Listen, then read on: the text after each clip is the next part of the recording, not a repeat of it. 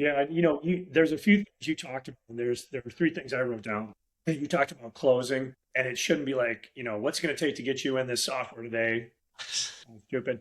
But when you're going through the sales cycle, a guy I used to work with, his name's Armando Coles, and what he did was his nickname was the Silent Assassin, which is just a cool, badass nickname. Super nice guy, and he was very calm and quiet, but he really produced. He was just a great dude.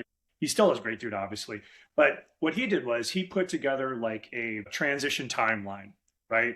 And what it showed was here's what we've accomplished. You did the first call, you're going through proposal, but it shows the progress throughout, right? And it leads into the second thing that I noted, which was time, right? You're showing that customer on that timeline. It was like a very simple Excel spreadsheet. Well, what was beautiful about it was it showed the progress that took place, and it also shows the time that the customer has invested working with you. And back to your point of, hey, if you can't do something, be straightforward and don't lie, right? And because you're going to get caught, right? You can't, and back to my comment earlier, customers can smell that BS. But the other thing about being on site, bigger opportunities, and I know COVID jacked things up for a while, excuse me, but being on site when you're doing larger transactions, I know a lot of people are used to doing Zoom and, they can't communicate with humans or whatever outside of like the transactional world that we're in sometimes. But being on site, you hear stuff as you're walking to the meeting, right? You go to lunch, they talk about something, or somebody mentions something that is really key to your deal. You're like, oh shit, we got to be aware of that. So those are things that, and I'll be very blunt, it's an inconvenience, right? You got to get on a plane, right? And travel sucks now with just how crazy things are with travel.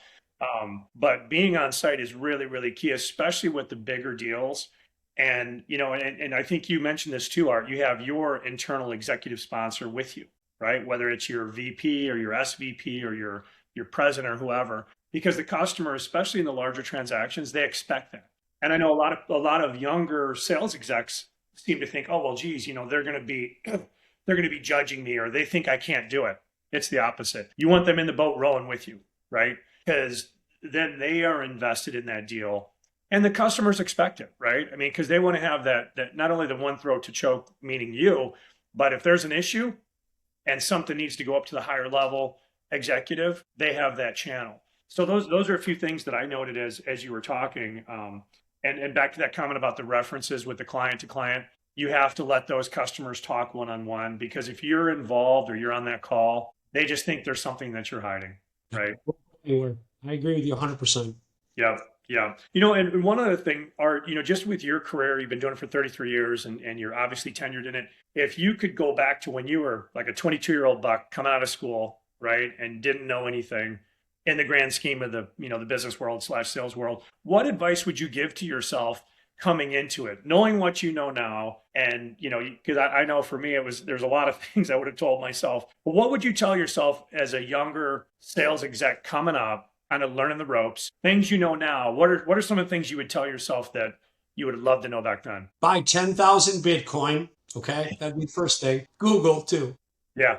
No, at the end of the day, what I would say is just stay true to yourself. Like if it's all about you as a salesperson growing, which what I know now is I knew when I was a 23-year-old kid starting out of school. Keep the work ethic that you had. Like still have the same work ethic that I did when I was 23, the same vigor, the same drive.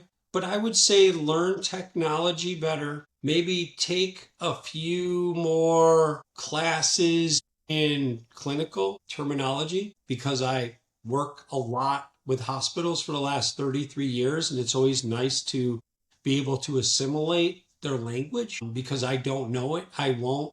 I never did. I've got experts for that. And you could sell anything, but you have to have that team behind you that's going to talk the talk, that the way they want it to talk, and then you can move the deal along. But I'd also say to myself from years ago, whenever, if it ever came down to video visits, still focus on the personal connection, right? Which I have today. But I would also say that strive for more repeat business. And I say that especially in a one-time sale like I have. I noticed when in my younger years, it was like a one and done. Won't see you for 5 to 7 years until you really upgrade and really look for another solution. I would have stayed a little bit longer with those accounts and maybe helped grow them internally a little more with a couple more features and upgrades that I could have probably, that I missed out on. That's something that I didn't do so well because, as we all know, there's two different types of people. There's hunters, which are the logos, grab new logos, and there's the farmers, and they have the 10 accounts and they grow them and upsell them and get them renewed. In some of my roles, I was both the hunter and the farmer. And I would have said, I should have probably farmed out a couple accounts a lot better, where I could have made more impact for the customer, more bottom line for the company, a little bit more revenue for me. But at the end of the day, if I had more working deals like that, my pipeline would have grown quicker, right? Because you already had existing customers. You could put them in the pipeline as a upgrade. But just keep making cold calls, and I'm still doing that 3 years today.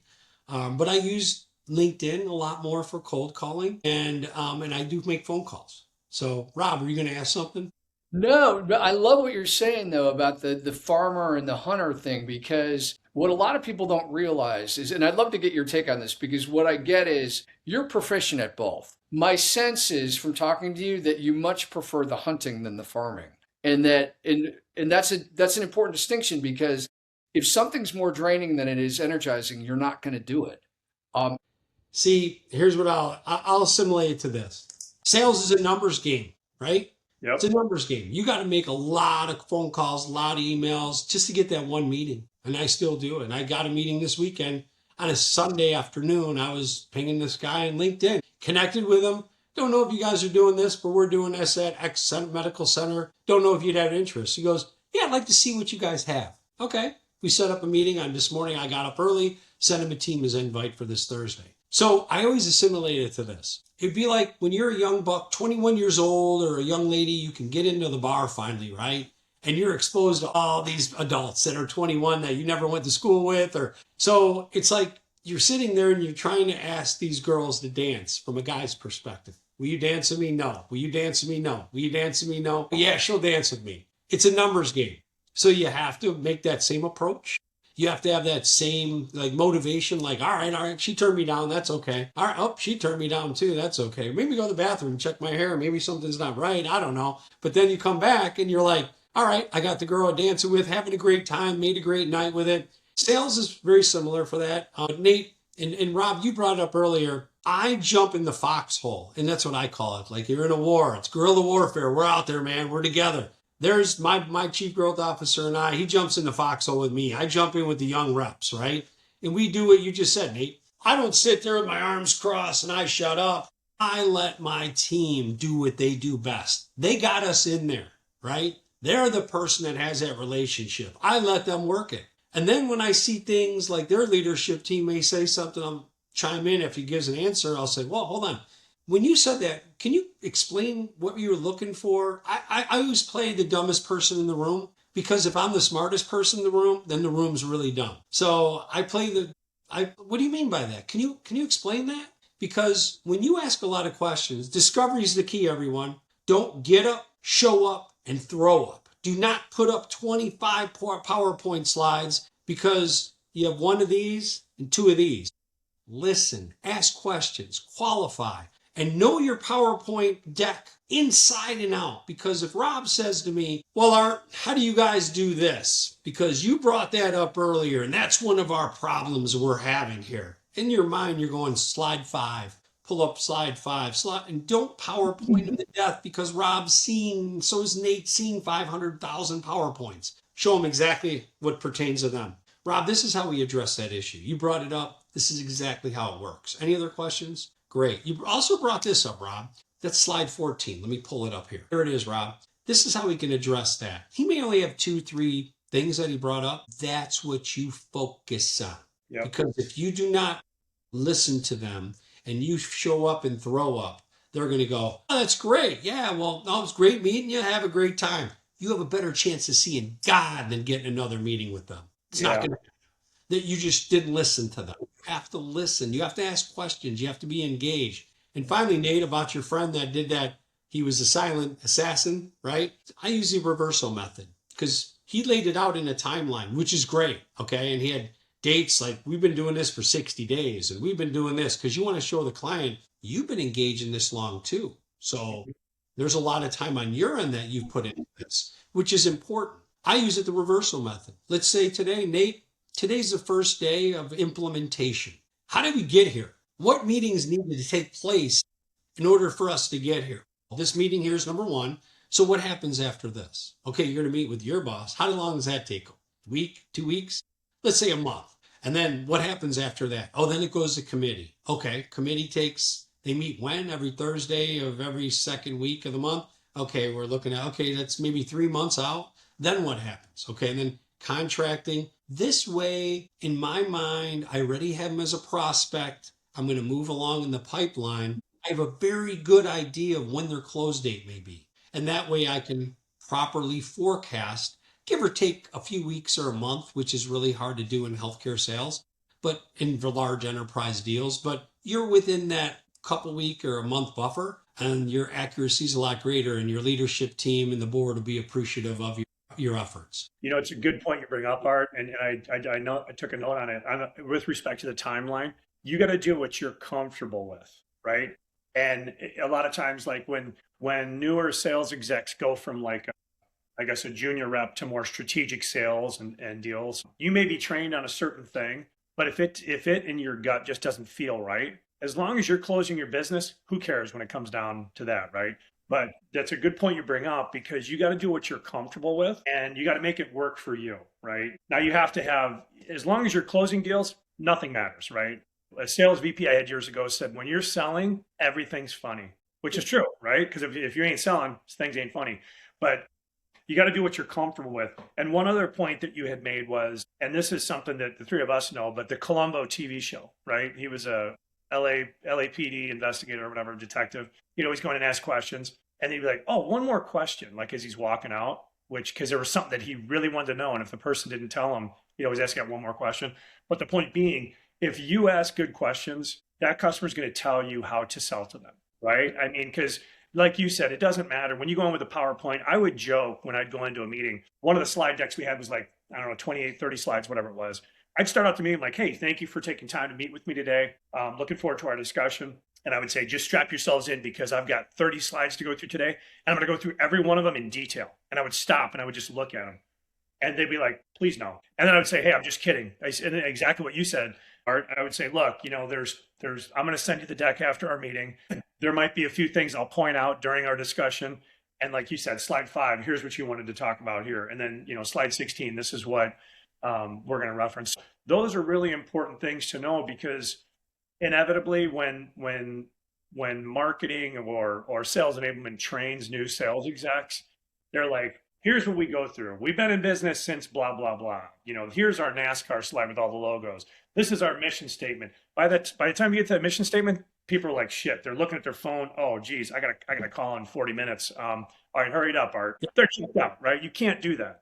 You got to have those discussions and keep it human to human, right? Because getting them to talk is key, because we've all had those situations where you have a meeting and somebody blathers for the first 30 minutes. Hey, any questions, Art? Nope, I'm good. Thank you for your time. And like you said, better chance of seeing God. You're not, what's funny, Nate? Number one, for all you young bucks and buckettes out there, make sure you PDF all your proposals and all of your decks when you send it to them. Yeah, very good point. That's rule number one. So Friday, we had a meeting with a customer that we're looking to upsell, obviously. And she told us the leadership team said we're in the middle of a large conversion. We can't, to a new electronic health record, we can't do anything. And you're like, oh man, and she goes, but can you guys do this? We're like, yeah, we could do that. I think we could circumvent them this way. And she's our white knight. Like, she wants to work with us so bad. And this is at 4:30 on a Friday, which made your weekend great. Now you're putting together some stuff about, okay, sales is not a 9-to-5 job. If you're using it as a 9-to-5 job, you will not be successful. I don't care what you're selling. You will not be successful. There's a lot of work outside. There's a lot of research. There's a lot of getting to know. In my world, I look and I see a doctor went to a certain medical school. And I know a lot of doctors out there. And I'll say, hey, when were you there? Was your professor so-and-so or whatever? And they go, yeah. and I know that professor, and I'll ask him about the person, and you try to connect. It's all about connection. Life's Yep. all about connection. And if people buy from people, you have to show that you're a person yourself. I'll share them some stories on the weekends, what I've done. Yeah, we went fishing this weekend, caught a bunch of grouper and snapper. You like snapper? Oh, if you ever make it down to my area, would love to take you out. And I love fishing, man. My kids love fishing too. There's no better way to be on a boat with somebody, with their kids, fishing. And by the way, the last thing I'll tell you is this, and I did say this before, not on this call, but I say this all the time. We go out to dinner with customers. And if I see somebody there and they're all sitting there like, oh, this is going to be a 2 to 3 hour commercial of these guys just beating us up about their product or service, and I got to eat this meal with them. So everybody will have a drink in front of them. And if they're drinking iced tea, I drink iced tea. And I'll raise my glass and I stand up. I say, hey, listen, we want to thank you for joining us tonight. This is great. We're about to have a great meal and share a great experience together. But I have a quick thing to tell you that I think you probably don't hear too often. It's past 5 o'clock right now. We're done working for the day. So we're not going to talk about work at all during this meeting. Let's just get to know each other. Let's just find out what makes us tick. And then I said, by the way, if people aren't as engaged, that's my little question I asked. So Rob, tell me about the first rock concert you went to. Do you remember who that was? And people go, oh yeah, it was AC/DC, man. They were great. And people would be like, yeah, I like AC/DC. How about you, Tracy? I saw REO Speedwagon. Oh, Send the Fire Burn. We're going on, and people are just talking. And at the end of the day, I had a CEO. He emailed me after a meeting. He texted me. And he's a CEO of a hospital system. He texted me, he said, the best time ever. You're a great host. You're somebody we want to work with. I never mentioned a word about what we do. Because at the end of the day, we connected as people. And we said, hey, these guys are all right. They're not going to be pushy.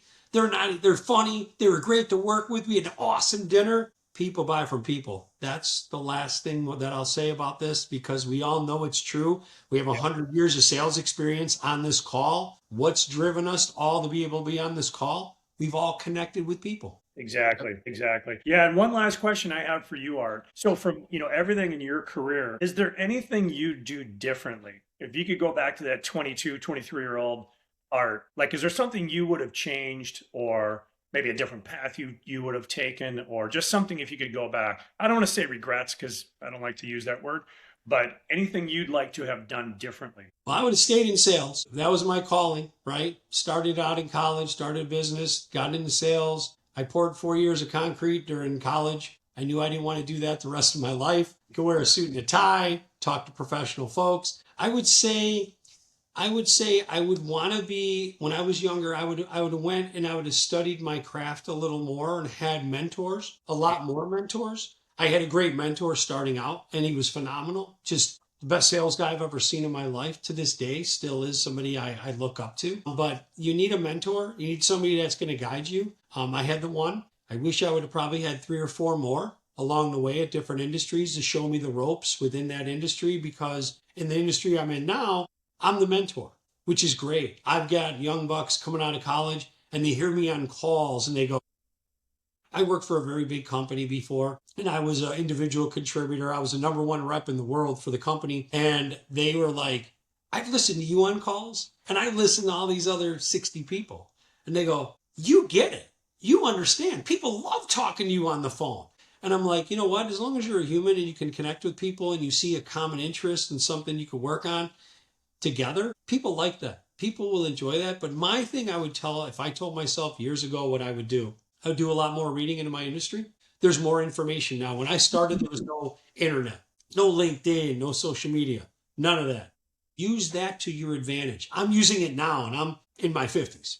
I use it all the time. In fact, I'm on it all the time. I mentored a young guy this weekend. A baseball coach of mine's got a son, and he's about 27, 28. He's like, hey, listen, you've been successful, and I've followed your growth career. I've known you since you were played baseball for me. Can you help him? So I got on the phone with him. Let's look at your LinkedIn. I said, okay, put this in there, this in there. I gave him a full bio. Here's what your bio needs to look like. Here's what it needs to look like. And he emailed me yesterday thanking me, a nice email message. saying, thank you, Mr. Art. I truly appreciate your guidance, your expertise. You really helped me see the light on a few items I was lacking. Can I always reach out to you? And I'm like, of course you can. You're just a phone call away. I love doing these. I love helping folks because sales to me isn't just a job. It's a career. It's a career. And it's a way to present. It's how you serve the soup, right? I mean, my old boss told me this, and you guys will laugh.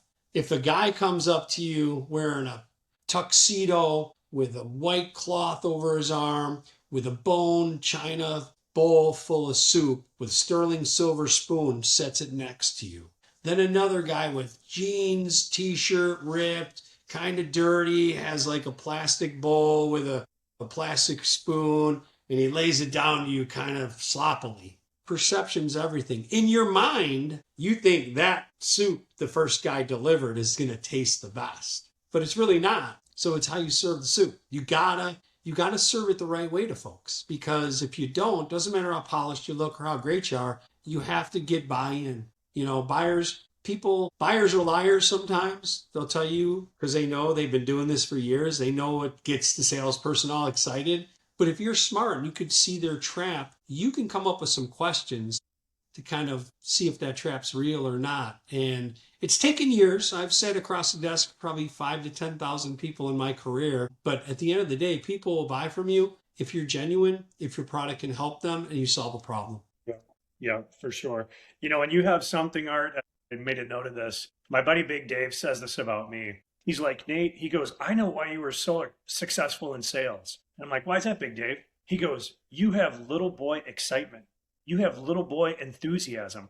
And I laughed because it's kind of true. You can't train that, right? You either are an excitable person or excited about the day. And I kind of equate it to, look, when you're trying to sell something, would you rather talk to somebody who's real monotone, bland, or be like, holy cow, you got to listen to what I did this week and it was so exciting, right? It's people are attracted to that. Plus, I'm wired. My wife always is like, God, when you go like 150 miles an hour all the time, it's exhausting. I'm like, so what? It's just how I'm wired. It's how people are wired, right? But having that excitement, it transfers to what you're doing, right? Because especially, I sold software technology. How exciting and sexy is that? It's not, right? You got to make it exciting and solving those problems. If it doesn't solve a problem, I don't care how fired up you are, you're not going to sell anything to them, right? No. You got to figure out what that problem is, position your solution to solve that problem. And if you can do that, home run. Well, last week, Nate, just come back on that. I'll end this real quick for you. We're on a call. Customer didn't say a word, right? So at the end, I'd be like, all right, any questions? Bueller? And the lady cracked a smile, right? And I said, penny for your thoughts, Linda. What's going through your mind? She goes, oh, God, that brings back memories. And we just started talking. And we got her talking. And then she started getting engaged. Sometimes it takes a little icebreaker to show that you're a human being. And that's all it took because, you're on a Teams message and your team is going, oh, my God, this is going bad. This isn't going good. And then I always get a, go get him, big guy. And I'm like, all right. And I'm like, Bueller?